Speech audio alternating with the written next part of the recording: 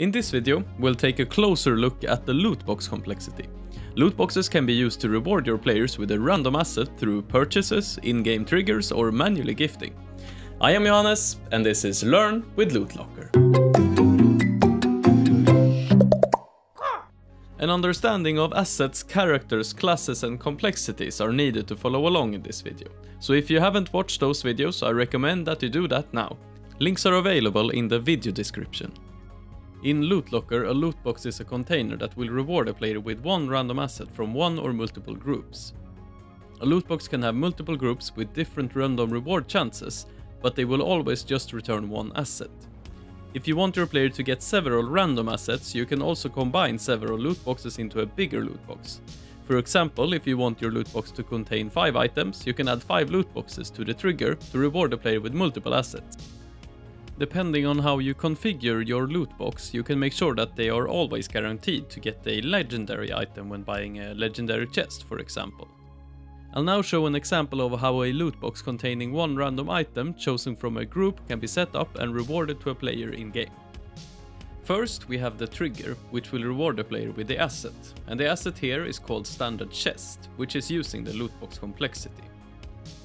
When we navigate to the loot box under Content Assets, we have an additional tab called Loot Box Content. This tab is not present on a generic asset and is where the specific settings for the loot box complexity can be changed. Here I have 3 groups set up, one with weight 900, one with weight 90 and one with weight 1. There is a link in the description if you want to read more about how we do weighted randomness. The group is chosen randomly among the combined weights. So this means that there is roughly a 90% chance to get the warrior helmet, roughly 9% chance to get the power bracelet, and 1 in roughly 1,000 to get the legendary sword.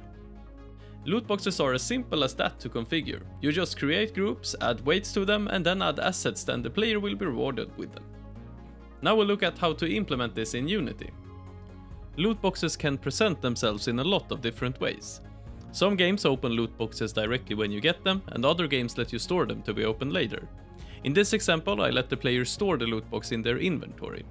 Furthermore, when the player clicks on the loot box, it will show the chance of receiving different items, and the player can then choose to open the loot box if they want. You can also easily configure it to open automatically once the player receives it. Alright, let's look at some code.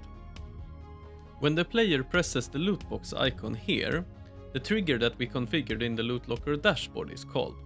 And as you remember, we set it up to reward the player with a standard chest asset.